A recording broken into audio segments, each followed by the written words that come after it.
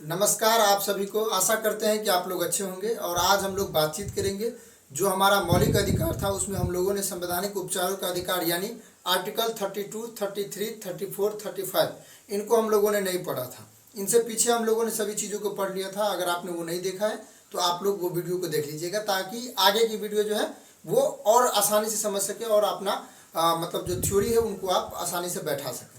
ठीक है, आर्टिकल 32, 33, 34, 35 इनको हम लोग देखेंगे काफ़ी आसानी से और सिंपल लैंग्वेज में समझने की कोशिश करेंगे। ये काफ़ी ज़्यादा ज़रूरी है और काफ़ी महत्वपूर्ण है। इनको चलिए हम लोग समझते हैं आर्टिकल 32 से।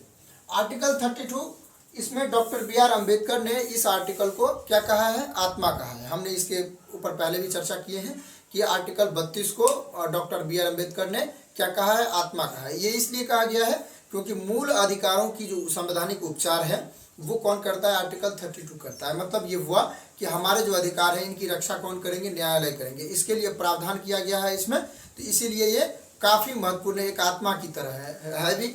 हमारा मूल अधिकार है, हमको दिया गया और हमारे इसका उपचार कौन करेगा? अगर हमारे साथ गलत हो जाएगा तो इनको उपचार कौन करेंगे? देखेंगे कौन कि हमारे साथ गलत हुए हैं तो इनको कौन देखेगा? न्यायालय देखेगा। ठीक है, तो इसलिए इसे आत्मा कहा गया है। अब हम लोग समझते हैं कि आर्टिकल 32 में है क्या। आर्टिकल 32 को हम लोग एक ट्रिक के माध्यम से याद रखेंगे। उसमें 5 तरह के रीट जारी किए जाते हैं। ये 5 तरह के रीट, एक तो व्यक्ति के ऊपर, एक न्यायालय के ऊपर, एक कार्यालय के ऊपर, मतलब इस तरीके से 5 तरह से रीट जारी किए जाते हैं। उसमें क्या है, ट्रिक को समझते हैं। बंदी पति परमेश्वर उसका अधिकार। ठीक है, बंदी पति परमेश्वर उसका अधिकार। हम लोग इसमें नहीं जाएंगे। बंदी वाला पति जो है परमेश्वर नहीं होता है, इनको हम लोग नहीं देखेंगे। सिर्फ हम लोगों को याद करने से मतलब है। बंदी मतलब बंदी प्रत्यक्षीकरण, पति यानी प्रतिषेध, परमेश्वर परमादेश, उसका उत्प्रेषण, अधिकार, परीक्षा। ठीक है, ये 5 है। बंदी प्रत्यक्षीकरण मतलब क्या हुआ कि ऐसा कोई व्यक्ति, मान लीजिए कि आपको गिरफ्तार कर लिया जाता है। ठीक है, तो आपको अगर 24 घंटे के अंदर वो किसी न्यायालय में नहीं पहुंचाता है, आपके करीबी न्यायालय में, तो ये क्या कर रहा है? वो अपराध कर रहा है। इसमें कौन कौन पहुंचेगा? आपका शरीर और जिसने आपको गिरफ्तार किया है, इन दोनों व्यक्ति कहाँ पर पहुंचेंगे? न्यायालय पहुंचेंगे वहां पर। अगर ये 24 घंटे के अंदर नहीं पहुंचते हैं या नहीं पहुंचाए जाते हैं तो क्या होगी? जो उन्होंने आपको गिरफ्तार किया उनके ऊपर फिर से आप फायर कर सकते हैं, यानी FIR कर सकते हैं किसी भी न्यायालय में। इसमें ये प्रावधान किया गया। ये काफ़ी ज़्यादा जरूरी है भैया। हमारा गिरफ्तार कर लिया, मान लीजिए हम जेल में सड़े हुए हैं, हमको कोई देख नहीं रहा है, तो यहाँ पर कौन काम आता है? रिश्तेदार काम आते हैं, दोस्त काम आते हैं, ये सब काम आते हैं। ठीक है, इसलिए परिवार के साथ रहिए, पता नहीं कब क्या हो जाए। इसके बाद प्रतिषेध। प्रतिषेध का अर्थ होता है रोकना। प्रतिषेध और उत्प्रेषण ये दोनों क्या है? आपस में थोड़ा सा मिलता जुलता है। प्रतिषेध क्या कर सकता है? मान लीजिए कि सुप्रीम कोर्ट ने क्या किया है? हाई कोर्ट पे थोड़ी देर के लिए रोक लगा दिया है, या हाई कोर्ट क्या किया? अपने अधीनस्थ न्यायालय यानी जिला स्तरीय न्यायालय को क्या किया है? रोक लगाया है। तो इस तरीके से कौन कर सकता है? प्रतिषेध हुआ। और उत्प्रेषण मतलब क्या हुआ कि कोई भी केस जो लंबित केस है, मान लीजिए कोई बड़ा मैटर हो गया है और वो जिला न्यायालय में मतलब स्थापित है, वहां पर इसकी सॉल्व जल्दी नहीं हो रही है, तो यहाँ पर क्या होगा? एक तो 2 तरीके हैं। एक तो ये हो सकता है कि जो उच्च न्यायालय है वो पत्र लिखे अपने जिले न्यायालय को और कहे कि ये केस मेरे पास क्या करो? हैंडल कर दो, यानी भेज दो। एक तो ये हो सकता है। एक तो ये कि खुले तौर पर मतलब इसके बारे में कहा जाए। तो ये 2 तरीके हैं, प्रतिषेध और उत्प्रेषण का। इसके बाद परमादेश। परमादेश मतलब क्या हुआ कि जो परम आदेश है, जो सुप्रीम कोर्ट के द्वारा आदेश जारी किया जाता है कि आप ये करो, आप ये करो। ठीक है, इसके बाद अधिकार परीक्षा। अधिकार परीक्षा मतलब क्या हुआ कि मान लीजिए कि आप किसी सरकारी कर्मचारी हैं, सार्वजनिक कर्मचारी हैं, अधिकारी हैं, ऐसे में आपने किसी काम को सही से किया कि नहीं, आप काम कर रहे हैं कि नहीं, इसकी जांच के लिए अगर रीट जारी किया जाता है तो वो कौन सा होगा? अधिकार परीक्षा। ठीक है, इसमें ऐसा होता है कि मान लीजिए कोई सिविल इंजीनियर है, वो पुल बनाता है और वो गिर जाता है। अब ऐसे में तुमने सही से काम किया है कि नहीं, इन्वेस्टिगेशन किया है कि नहीं, इसको चेक करने के लिए क्या किया जाएगा? अधिकार परीक्षा का लाभ रीट जारी किया जाएगा और उन पर चेक किया जाएगा। तो ये था आर्टिकल 32। हम लोगों ने देखा। एक क्वेश्चन तो सबसे पहले ये बनता है कि डॉक्टर बी आर अम्बेडकर ने किसे आत्मा कहा है? तो 32वां अनुच्छेद को डॉक्टर बी आर अम्बेडकर ने आत्मा कहा है। दूसरा है कि संविधान की प्रस्तावना है उनको भी आत्मा कहा जाता है। लेकिन जब आर्टिकल की बात आए, आर्टिकल में कौन कहा है? तो डॉक्टर बी आर अम्बेडकर ने कहा। ये याद रखिएगा, सिंपल है, अच्छा क्वेश्चन है, हो सके तो पूछ भी सकता है। इसके बाद हम लोग समझते हैं आर्टिकल 33 को। आर्टिकल 33 जो है रेस्ट्रिक्शन ऑफ राइट यानी मूल अधिकारों को सीमित करता है। मूल अधिकारों को सीमित किसके करता है?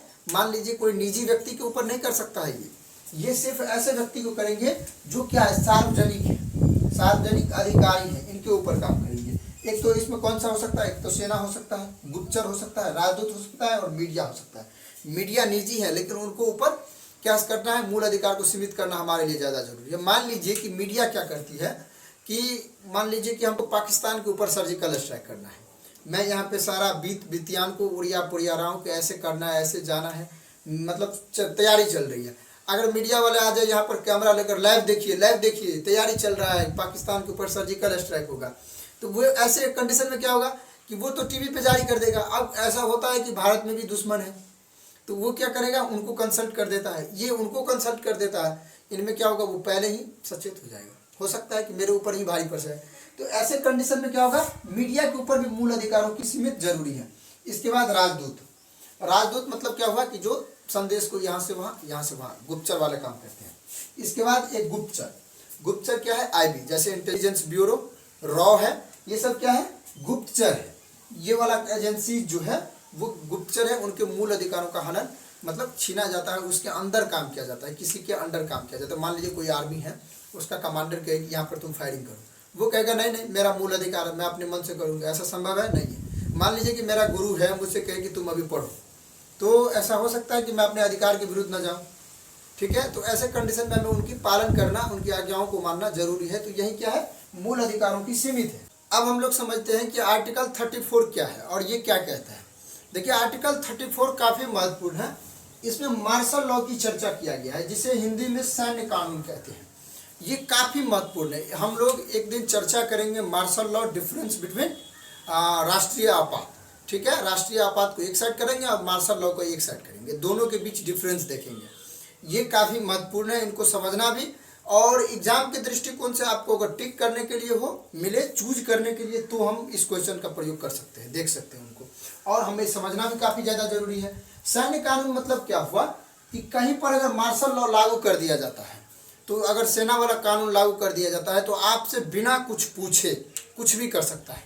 ज़्यादा आप कुछ करेंगे तो आपको ठोक भी सकता है, इतना पावर होता है मार्शल लॉ में, किसी की जान भी ले सकता है, ठीक है। ऐसे आप लोगों को तो पता है कि आर्मी वालों को गोलियों की गिनती नहीं करनी पड़ती है, ऐसे ही ठोकते रहते हैं वो। तो सैन्य कानून जो है बहुत खतरनाक है। ये जम्मू कश्मीर में कई बार लागू किए गए हैं। अगर ये लागू हो जाते हैं, हम घर में सोए हैं तो उनको कोई मतलब नहीं है, आएगा अपना घर का तलाशी लेकर चला जाएगा, जो मिलेगा मिलेगा। ज़्यादा हम कुछ करेंगे, उल्टा पुल्टा काम करेंगे तो हमें अगर बुझेगा कि इनसे दिक्कत हो रहा है तो वो ठोक भी देगा, चलेगा, कोई दिक्कत नहीं, ठीक है। ये मार्शल लॉ है, इनको हम लोग समझेंगे कभी। इसके बाद अनुच्छेद 35, अनुच्छेद 35 में लास्टली अनुच्छेद है ये मूल अधिकार का। 12 से 35 तक था, तो 35 क्या है, लास्ट है, अंतिम वाला है। 35 में कहा गया है कि संसद को यह अधिकार है कि मूल अधिकार को अधिक प्रभावित करने के लिए वह क्या कर सकती है कि कानून बना सकती है। Only for positive change. Positive change मतलब क्या है कि वो नकारात्मक चेंज नहीं कर सकता है। ऐसा ना हो कि ऐसा बदलाव कर दे कि भैया कि वो प्रभावित ना होकर और मतलब गिर जाए। हो सकता है लोकतांत्रिक व्यवस्था में मूल अधिकार का मजबूत होना बहुत ज़्यादा जरूरी होती है। अगर मूल अधिकार अगर मजबूत नहीं है तो लोकतांत्रिक व्यवस्था वो सही नहीं माना जाएगा। तो वो क्या है कि मूल अधिकार को अधिक प्रभावित करने के लिए, मतलब अधिक तरीके से अच्छे बनाने के लिए और कानून बना सकते हैं बाद में, ऐसा होता है। अब हम लोग समझते हैं कि मूल अधिकार की विशेषताएं क्या क्या है, इनको भी समझ लेते हैं। लास्टली बचा हुआ, इसके बाद मूल अधिकार समाप्त हो जाएगा, फिर हम लोग आगे वाले भाग को देखेंगे, ठीक है। भाग नंबर 4 को देखेंगे अगले वीडियो में। मूल अधिकार की विशेषता क्या है कि मूल अधिकार जो है देशी और विदेशी, यानी मूल नागरिक के लिए और विदेशी नागरिक के लिए, अगर दोनों भारत में है तो दोनों के लिए वह है। इसमें मूल नागरिक अगर है तो उनको विशेष मिलते हैं, विशेषाधिकार मिलते हैं, हम लोगों ने बताया था, आप पिछले वीडियो में देख लीजिएगा। वहाँ पर कौन कौन से 15, 16, 19, 29 और 30 ये क्या करते हैं, विशेषाधिकार प्रदान करते हैं भारतीय मूल नागरिक को। के अलावा जो आर्टिकल है वो क्या करते हैं कि विदेशी नागरिक को भी हक देता है, अधिकार देता है, ठीक है।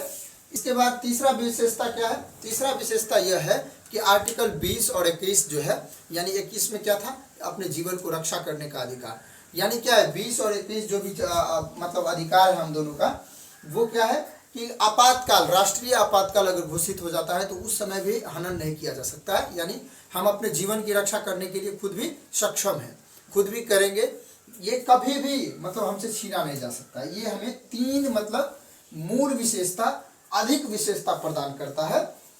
कौन? मूल अधिकार। ठीक है, ये याद रखिए। एक तो ये देशी प्लस विदेशी दोनों नागरिकों के लिए है। मूल नागरिकों के लिए 15, 16, 19, 29, 30 ये आर्टिकल विशेषाधिकार देते हैं।